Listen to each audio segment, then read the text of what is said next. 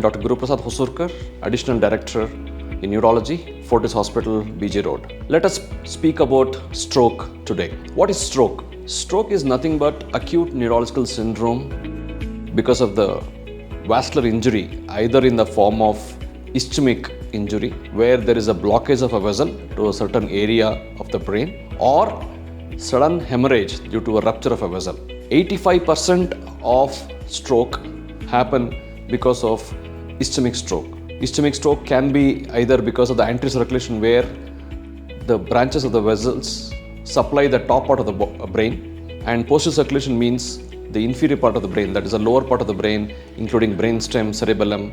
If there's a blockage of these vessels, we get posterior circulation stroke, and anterior circulation stroke happens if there is a blockage of middle cerebral vessels or carotid vessels. Why is it important to know about stroke? Stroke is leading cause of morbidity, that means disability, in the whole world, including India. And it is the second cause for mortality across the globe. What causes stroke? Can it happen in young people? It happens in middle age or elderly? Stroke can happen in all the age groups, but the type of strokes, the risk factors for stroke differs with age.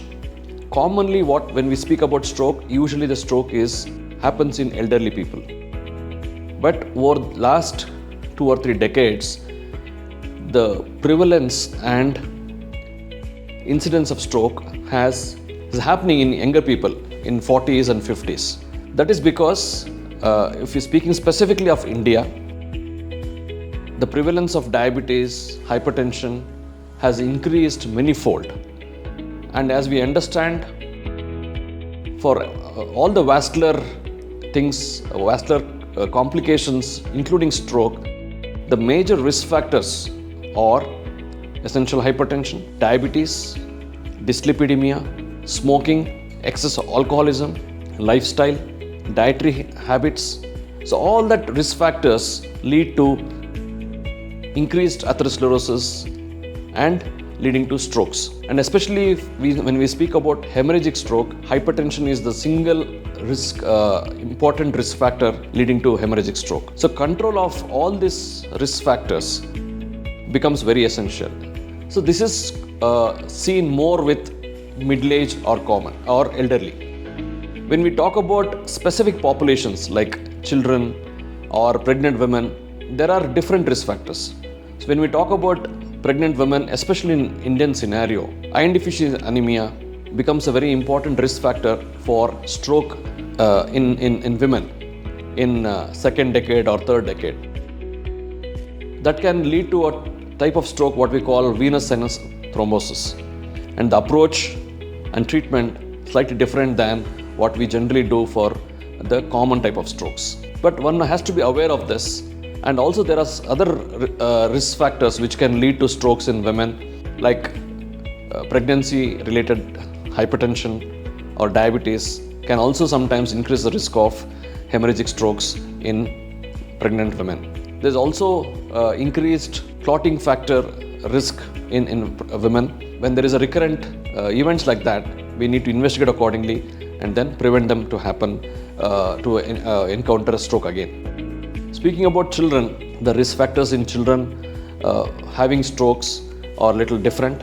There can be genetic factors like familial hyperhomocystinemia, or there can be conditions like sickle cell anemia which can lead to strokes, or there can be congenital heart disease or rheumatic heart disease which can lead to strokes in children. So depending on the age group, we evaluate and come to conclusion what is the risk factor for the particular patient, and then we accordingly treat them. So this is about risk factors and difference in age group. Is stroke an emergency? Yes, stroke is an emergency, because if we don't treat the patients within the golden hour, what we call, it is known that every minute 4 million neurons, 12 billion synapses die every minute if the treatment is delayed. So whenever we encounter a patient, a person, be it a family member, be it a friend, be it a colleague, or anyone, we notice that they're developing symptoms of stroke, we need to rush them to stroke ready hospital. So question comes, how do you recognize a patient having a stroke? So we have a mnemonic called Be Fast. What is Be Fast? We recognize symptoms of stroke by sudden onset, loss of balance, loss of vision, that is BE, facial deviation, suggestive of arm drift, that means weakness of the hand. It can be weakness of the leg as well. So weakness, sudden onset weakness of the face, weakness of the limbs, sudden change in speech, all that amounts to acute stroke. There can be other manifestations like sudden headaches, loss of consciousness, can also be suggestive of acute stroke. And once the patient reaches a stroke ready hospital, when we say stroke ready hospital, that means under one roof we need to have all the facilities required to treat this type of patients. That means we need to have an emergency team which will quickly assess the acute stroke, classify them, whether it is ischemic and hemorrhage. I mean, we need imaging for that, but even clinically also there can be a suspicion whether that is this. We need to have the scales ready. We need to give the initial treatment, what is required. If the patient is unconscious, headaches, we need to give immediate treatment. If the patient's blood pressure is very high, that needs to be brought down. All that, the initial treatment has to be carried out. So the emergency team has to be geared up for that. Then we need to have access to immediate imaging, whether it is CT or MR. And once we know what is the type of stroke, whether it's a bleed or ischemic stroke, when the patient is within the golden hour, that means when we say about golden hour, it is up to 4.5 hours we give. If there is a ischemic stroke and the onset of the stroke is within the first 4.5 hours, we can subject them to IV thrombolytic agents, which has to be given quickly, because the more we delay, the chance of recovery for the given patient is also delayed and he may not have a complete recovery. So very important to understand that the stroke is an emergency, time is sprain.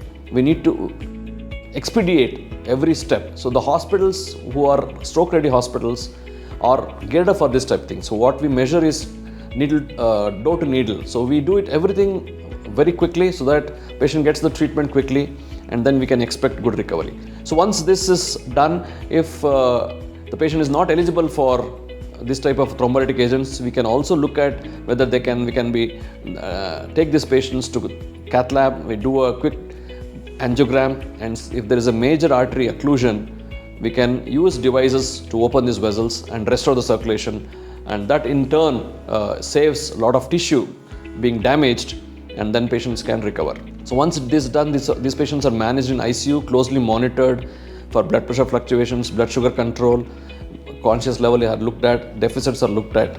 So there's a whole team involved in managing this type of patients. So that's the reason why I say it's a teamwork, and these are usually managed in stroke ready hospitals.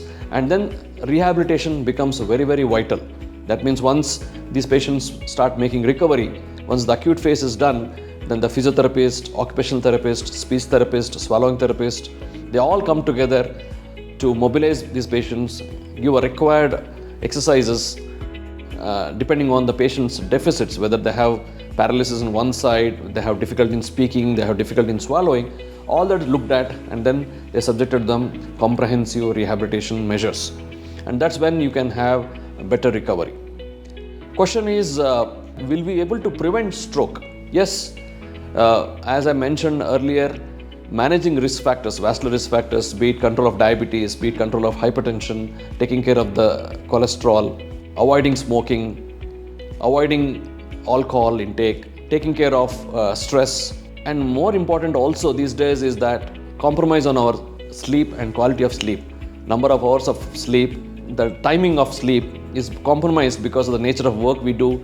All professionals these days do need to work long hours. But having said that, but if we don't take care of our quality of sleep, including breathing during sleep, I wanted to stress on this point.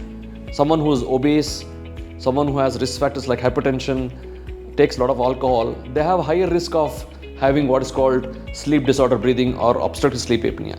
That also becomes as a risk factor for stroke in the future. So that also needs to be looked at and being taken care.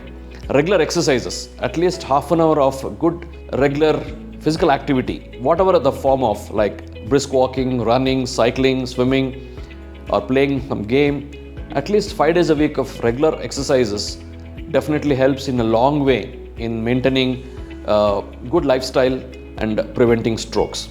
Thank you.